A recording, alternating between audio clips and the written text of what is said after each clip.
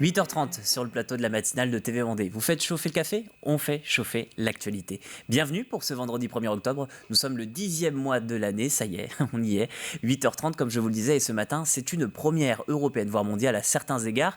Une usine d'hydrogène a été inaugurée à Bouin. L'usine Life produit son hydrogène à partir de l'eau de mer. Elle aspire au zéro déchet puisque le site est alimenté par les éoliennes proches de l'entreprise. Pour le moment, 300 kg d'hydrogène sont produits par jour, un carburant qui servira à alimenter la future station-service de La Roche-sur-Yon. Votre chronique du jour, c'est votre agenda sorti du week-end au programme spectacle avec Igor Podochny, mais aussi musique avec une reprise des plus grands classiques du ciné en version rock. Et puis à 8h15, nous recevions Mélanie Montassier, la créatrice de Boules de campagne. Hier, elle a été récompensée du prix de Vendéenne de l'année, catégorie Solidarité.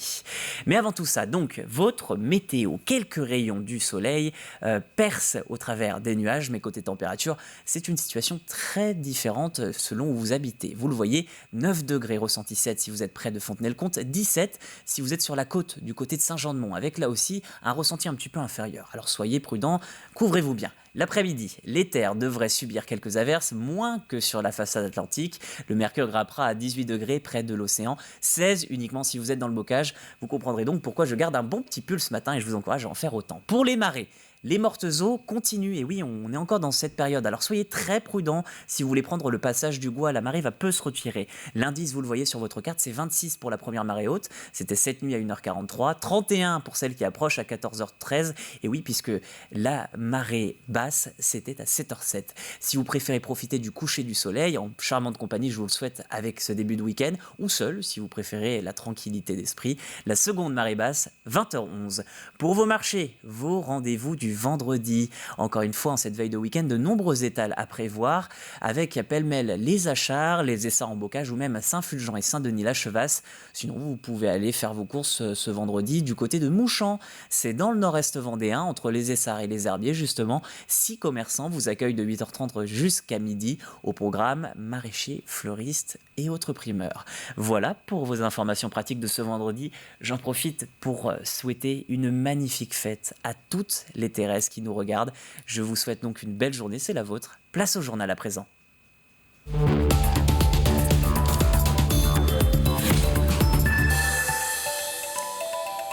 On débute par une première européenne, l'inauguration de l'usine Life, hier à Bouin dans le Marais breton. Le principe, fabriquer de l'hydrogène à partir des énergies renouvelables, tout comme le réalise une éolienne. Une inauguration très suivie, près de 300 personnes étaient sur place en milieu de journée. Parmi la foule, Pierre Dalicieux et sa caméra. Des applaudissements nourris pour cette inauguration un peu spéciale, celle de la première usine de production d'hydrogène vert en Europe. L'idée vient de cet homme, Mathieu Guéné, aujourd'hui en Vendée. Cet entrepreneur ne compte pas s'arrêter là. L'hydrogène écologique, c'est l'hydrogène écologique qui est produit à partir d'eau et d'électricité renouvelable. Ici, on le fait à partir d'énergie éolienne, mais en Inde, ça pourrait être à partir d'énergie solaire. Au Brésil, ça pourrait être à partir de barrages hydroélectriques. Du moment que l'électricité est renouvelable, on fait un hydrogène écologique et c'est vraiment notre objectif. Nos équipes ont travaillé d'arrache-pied pendant 2 ans pour y arriver. Maintenant, on a acquis un savoir-faire qui va nous permettre de dupliquer ça rapidement. Aujourd'hui, on a passé plus de 2 ans. Demain, on y passera 18 mois, après-demain 12 mois. Donc ça va aller de plus en plus vite sur des unités de production de plus en plus grosses. Produit à partir de ces éoliennes situées à quelques centaines de mètres du site, l'hydrogène vert va dans un premier temps fournir de quoi parcourir 30 000 km par jour. L'hydrogène sera distribué notamment dans une station-service dédiée à La Roche-sur-Yon. Et même s'ils sont rares, car encore très coûteux, ces véhicules de particuliers pourront y être approvisionnés. Mais dans un premier temps, ce seront surtout des véhicules de collectivités qui viendront faire le plein d'hydrogène vert. Il y a des collectivités courageuses qui croient dans cette transition énergétique, qui veulent l'impulser et qui achètent dès cette année donc tantôt des BOM, des bennes à ordures ménagères, tantôt des bus, c'est le cas de La Roche-sur-Yon, ou des camions, c'est le cas du conseil départemental de la Vendée par exemple. Des particuliers, des collectivités, mais également des entreprises. Lors de l'inauguration étaient présents quelques futurs clients, comme des transporteurs routiers. Nous n'avons pas aujourd'hui de camions à hydrogène, mais effectivement, on a déposé un appel à projet auprès de l'ADEME en décembre de l'année dernière et nous sommes en train de ce qu'on appelle rétrofiter, c'est-à-dire transformer les véhicules thermiques en véhicules hydrogène. On a pour ambition de faire rouler ces camions donc avec de l'hydrogène vert et donc maintenir finalement l'engagement qu'on a pris de réduire nos émissions de CO2 de 55% à l'horizon 2030 et puis de contribuer à la neutralité carbone étant donné que le transport et la mobilité sont un gros émetteur d'émissions de CO2. Life, c'est le nom de cette usine, la seule au monde pour le moment à produire de l'hydrogène vert à partir d'éoliennes et qui emploie 60 personnes. 140 salariés sont prévus d'ici 2022. Le Royaume-Uni continue son bras de fer avec les pêcheurs français. Les marins attendaient 175 permis, seulement 100 pour le moment sont délivrés.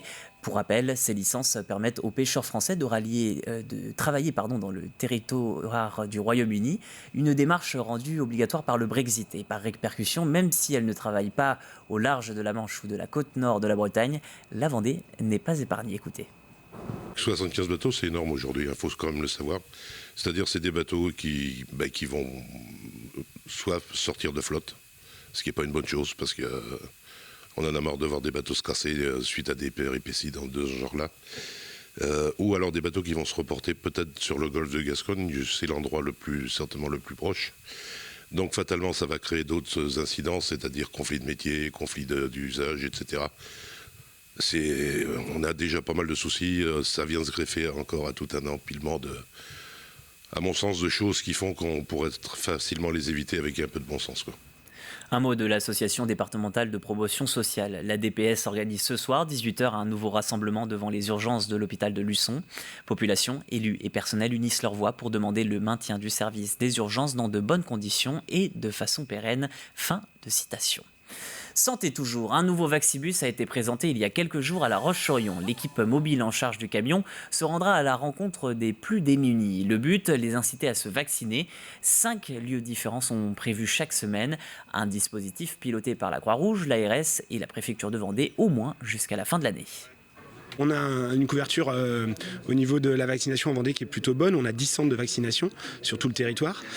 Cependant, on constate que ces personnes-là, les personnes dans la précarité, ne se déplacent pas vers les centres de vaccination. Et en plus peuvent être porteurs de comorbidité. Donc tout l'intérêt d'avoir un dispositif qui soit mobile et qui puisse vraiment, dans la stratégie du gouvernement, aller vers ces publics. Vous le savez, la précarité étudiante est un phénomène grandissant. Pour lutter, l'association Mayonnaise, une épicerie fondée par des étudiants du campus, vient de proposer une bourse à la lingerie. Des produits neufs donnés par l'association Féminité Sans Abri.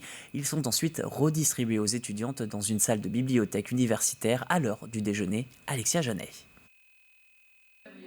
Sur les tables, il y en a pour tous les goûts et toutes les tailles. Allez-y, vous pouvez rentrer. Merci. Il suffit de montrer sa carte d'étudiant pour profiter de ce midi lingerie et repartir avec une culotte ou un soutien-gorge sans rien avoir à débourser. Moi, je trouve ça super parce que ça permet aux étudiantes de pouvoir se procurer de la lingerie pour 0 € du coup. Et c'est pratique, ça aide, ça dépanne pas mal. D'autant que parmi les étudiantes présentes, rares sont celles qui s'offrent ce type de produit pour une raison toute simple. C'est beaucoup trop cher. C'est beaucoup trop cher. À la rigueur, un petit cadeau de Noël par-ci par-là, mais ce sera jamais une dépense que je ferai par plaisir parce que c'est beaucoup trop cher. Pas forcément les moyens, donc on doit dépenser dans autre chose. Donc là, j'avoue que c'est pas mal comme concept. C'est avec ma mère quand j'en achète, sinon jamais. Parce que ça coûte très cher. C'est vite 70 € à chaque fois, quoi. Donc c'est un budget. Pour l'année, en tout cas, c'est pour une étudiante, c'est important. Des étudiantes au budget serré qui peuvent aujourd'hui profiter de produits neufs, prototypes ou anciennes collections. Derrière l'idée, des étudiants du campus, regroupés en associations, ils proposent déjà des distributions alimentaires et de produits d'hygiène. Alors en fait, c'est l'association Féminité Sans Abri, avec qui on travaille déjà, qui nous fournissent tout ce qui est serviettes hygiéniques, tampons et tout ça, donc qui coûte cher. Et là, ils nous ont proposé de la lingerie, alors évidemment, on a dit oui. Surtout les sous-vêtements, surtout la lingerie, ça coûte vraiment cher. Et c'est aussi pour se faire plaisir, et c'est déjà compliqué pour tout ce qui est alimentaire. Alors se faire plaisir de temps en temps, ça fait pas de mal. L'association espère pouvoir renouveler l'opération et lance d'ailleurs un appel aux dons. En attendant le prochain Midi Lingerie, c'est une distribution alimentaire qui aura lieu sur le campus le 7 octobre prochain. Plus de 190 étudiants se sont déjà inscrits. Le CNAM fait sa rentrée cette année. Le Conservatoire national des arts et métiers propose à La Roche-sur-Yon une offre de formation visant à accompagner les transitions professionnelles. Mais ce qui retient aussi l'attention de Sophie Raymond, la directrice territoriale, ce sont les offres en alternance. Elles sont de plus en plus nombreuses et la plupart affichées complets dès août, avant même la rentrée. Écoutez. Sur l'alternance, il y a une vraie croissance de la demande depuis 10 ans. Depuis qu'on fait de l'alternance, on est en croissance régulière, qui a été encore boostée ces 2 dernières années, par toute la loi accompagnant l'apprentissage, libéralisant l'apprentissage partout. Et le gouvernement aide de plus en plus les entreprises à recruter des apprentis, aide financièrement. Donc il y a une vraie appétence à la fois de la part des jeunes et des entreprises que de se lancer dans l'apprentissage. Ce qu'on observait beaucoup moins il y a encore quelques années. Direction la Chaume à présent. Si vous avez l'âme d'un mécène, la Villa Charlotte pourrait bien avoir besoin de vous. La demeure est en cours de restauration et l'association des Amis de la Villa vous propose d'y participer par le biais de son opération Adopte un meuble, un don pour financer l'acquisition et la restauration d'une table coiffeuse ainsi que d'un pupitre à musique en acajou. Ça consiste à adopter un meuble en versant une somme qui peut être modeste, à partir de 10 €, et donc devenir mécène de certains meubles de la Villa Charlotte, et notamment nos 2 dernières acquisitions, qui sont une table coiffeuse en marqueterie, dont le panneau central représente un trophée aux instruments de musique avec un violon. Alors pourquoi avoir choisi ce thème du violon ? En fait, c'est parce que Charlotte était une des plus grandes violonistes. Charlotte Wormez était une des plus grandes violonistes de la fin du 19e siècle et a habité cette villa. Et donc cette table coiffeuse, première acquisition, qu'on vient de restaurer, sera destinée à la chambre de Charlotte. La deuxième acquisition, c'est un pupitre à musique en acajou, qui date de la fin du 19e, donc également la période de Charlotte. Et ce meuble, qui permettra donc de supporter des partitions, sera destiné au salon de musique de Charlotte, le salon même où nous nous trouvons aujourd'hui. La cagnotte Adopte un meuble est accessible sur la plateforme Helloasso. À noter qu'outre ces travaux dans la demeure, les jardins de la Villa Charlotte vont bénéficier d'une partie des recettes du loto du patrimoine de cette année. Voilà pour les informations de ce vendredi. On va se retrouver dans quelques minutes. D'abord, la météo, c'est en compagnie de Juliette. A tout de suite. La Bocken, constructeur de maisons individuelles en Vendée, vous présente la météo. C'est l'heure de la météo avec Kia Littoral Vendée Automobile. Chaland, La Roche-sur-Yon et les Sables d'Olonne.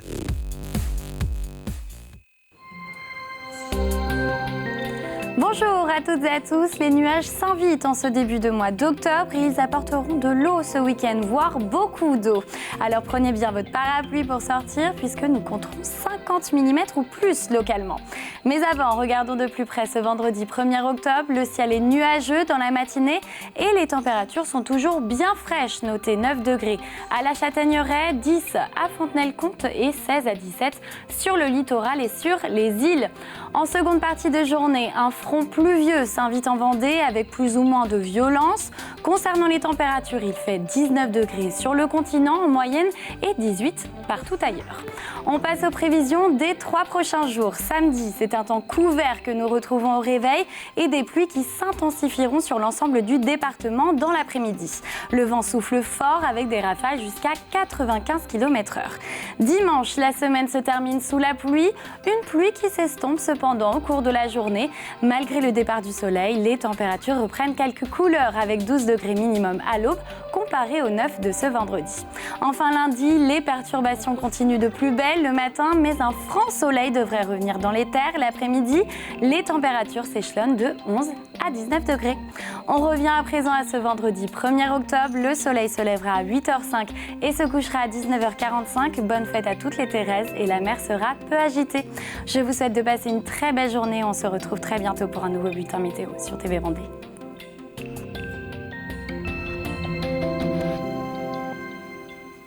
8h45 sur le plateau de la matinale, il nous reste quelques minutes ensemble, alors profitons-en. Premier jour d'octobre, retour sur l'actualité avec le plus de l'info.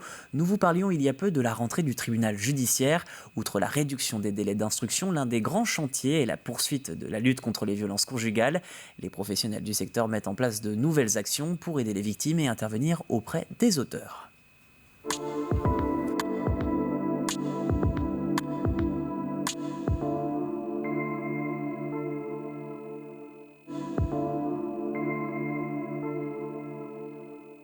Les grands chantiers de la rentrée sont effectivement les 2 points que nous avons évoqués avec Madame le procureur, à savoir donc la procédure pénale numérisée qui est effectivement qui va amener à ce que nous manipulions beaucoup moins de dossiers papier, puisque la plainte pénale par nos concitoyens sera numérisée dès le départ, dématérialisée dès le départ. C'est un des premiers chantiers, c'est pas le seul.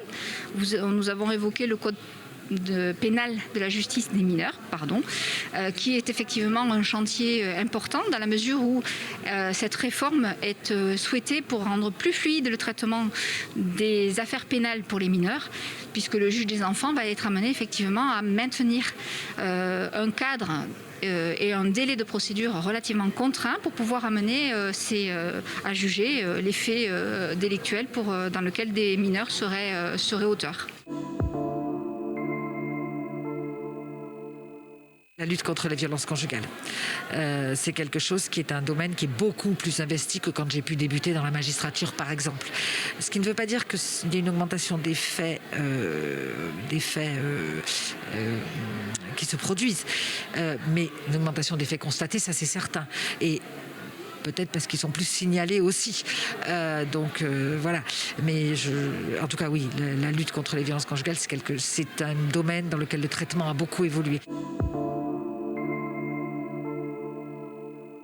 C'est vraiment un travail partenarial de tout le monde. Alors, il y a évidemment l'éviction du conjoint violent, il y a bien évidemment la protection des victimes aussi. Il y a un côté auteur, si vous voulez, et un côté victime.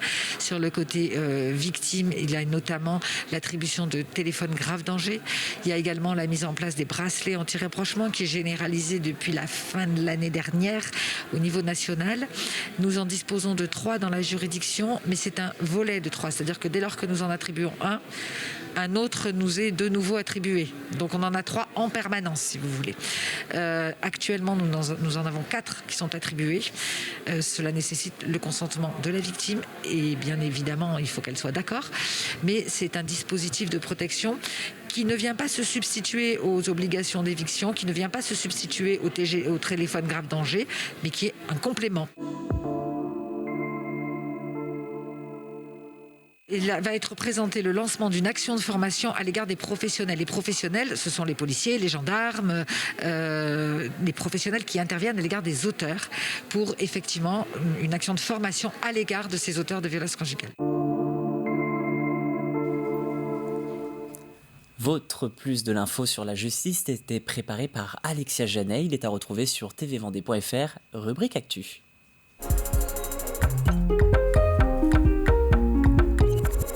On passe à un moment que vous attendez peut-être avec impatience. Si vous ne savez pas quoi faire ce week-end, la voici, la voilà, la chronique actu du week-end Made in TV Vendée. On vous propose quelques petites idées de sortie, et notamment un concert insolite, mais bien alléchant si vous êtes cinéphile, une reprise des plus grands classiques de John Williams, Hans Zimmer, ou encore Ennio Morricone, et bien d'autres compositeurs en version rock, au programme entre autres Star Wars, Le Seigneur des Anneaux, ou même Le Retour vers le futur. C'est l'un de nos coups de cœur de cet agenda que je vous propose de découvrir tout de suite.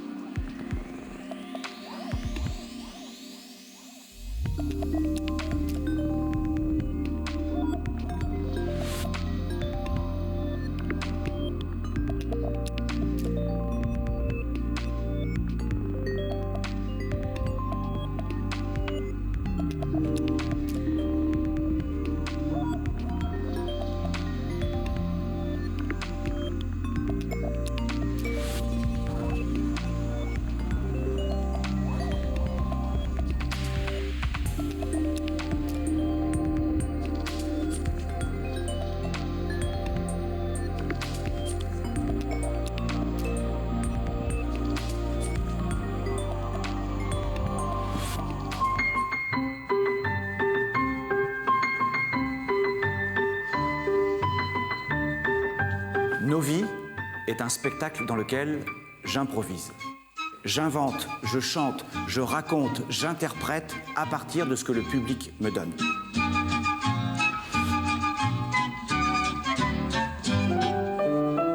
Je les questionne sur des souvenirs, sur des choses qui les ont marqués dans leur vie. Lorsqu'une personne en particulier me donne un souvenir, un bon ou un mauvais souvenir, je me rends compte que la singularité de cette personne va être en résonance avec l'ensemble du public. Parce qu'on a tous connu ça. On a tous connu des petites galères.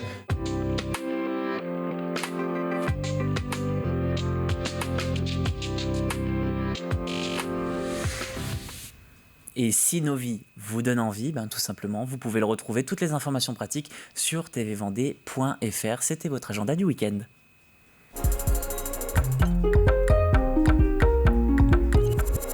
Voilà, à l'instant, laissez-vous guider. Et bien, cette fois, c'est Hervé qui guide. Il guide où ? Sur la route. Si vous prenez la route ce week-end, ça tombe bien, Hervé l'a fait aussi. C'est sur le chemin de Sans Détour. Il accueille Éric Barrault, le responsable de sécurité, accompagnement, formation Extinct-Feu. Vous m'avez dit en préparant cette émission que vous auriez pu mal tourner. Alors ça me travaille cette histoire. Oui, parce que je suis né dans la région parisienne. Ouais.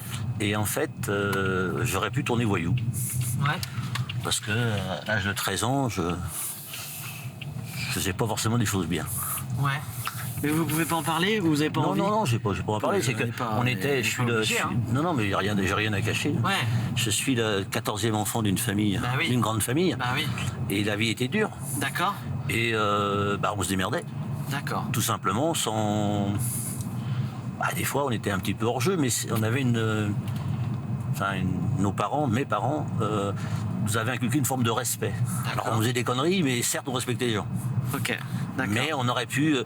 J'ai été éduqué par mes sœurs et mes frères, parce que quand on est d'une grande famille, c'est toujours les grands qui prennent soin des petits. Des petits. Et puis la vie, il y a eu un événement familial qui a fait qu'il a fallu que je quitte ma région d'origine. Et d'atterrir à Mouchamp en Vendée, parce que ma mère est née à Mouchamp et mon père est né à Angers. D'accord. Donc à l'époque, je faisais de la natation. Je nageais 5 fois par semaine. Ouais. Et quand vous arrivez à Mouchamp, il n'y a pas de piscine. C'est pas plus compliqué que ça. C'est pour ça qu'on dit que c'est pas une vie. Vous n'avez quand même pas eu une vie facile. Mais je suis pas facile, mais je suis pas à plaindre. Un épisode inédit de Sans Détour en compagnie d'Éric Barrault. Il est à retrouver sur tvvendée.fr. Et si vous préférez la magie du direct, diffusion prévue à 18h50 sur le canal 34 de la TNT.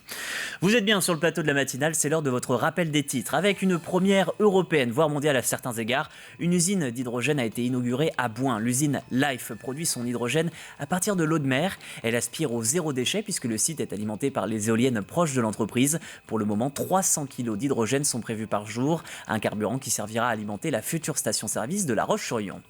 Une équipe mobile de la Croix-Rouge pour inciter les populations précaires à se faire vacciner. C'est en tout cas l'objectif affiché lors de la présentation d'un tout nouveau Vaxibus. 5 lieux différents sont prévus chaque semaine. Un dispositif qui devrait débuter et s'achever aux alentours du 1er janvier. Il est piloté par la Croix-Rouge, l'ARS et la préfecture de Vendée. Une bourse aux vêtements pour lutter contre la précarité étudiante. L'association Mayonnaise, une épicerie solidaire du campus universitaire lyonnais, propose un don de lingerie. Les produits ont été donnés par l'association Féminité sans abri.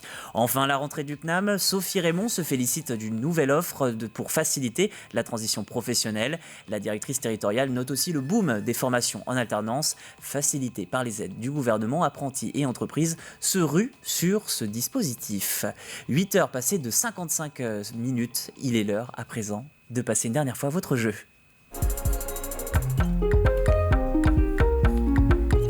Votre jeu, c'est la toute dernière fois de la semaine que je vous le rappelle. Vous avez encore quelques minutes pour jouer, enfin quelques heures, puisqu'on terminera à midi précisément. Qui est la perle de l'Estran ? C'est la question du jour, c'est la question de la semaine. Qui est la perle de l'Estran. Si vous n'avez toujours pas trouvé, il n'est pas trop tard. N'hésitez pas à regarder, à chercher sur tvvendée.fr dans nos sujets d'actualité et vous trouverez peut-être la réponse de cette question, à cette question. D'ailleurs, vous le voyez, hein, c'est sur ces belles images signées Cyril, de notre journaliste, que vous pouvez apercevoir des réalisations de la perle de l'Estran. Qu'est-ce que vous gagnez? Eh bien, tout simplement 2 fois 2 laissez-passer d'une valeur de 6 € pour visiter les maisons natales du tigre Georges Clemenceau et du maréchal Jean Delattre de Tassigny. Voilà ce que vous pourrez gagner si vous êtes les heureux vainqueurs de notre jeu. Je vous remercie en tout cas de nous avoir suivis tout au long de la semaine. C'était un plaisir de vous retrouver et d'ailleurs, ça continue. On se retrouve la semaine prochaine, lundi matin. Pour l'heure, il est 8h56, c'est la fin de cette matinale. Au revoir, à bientôt.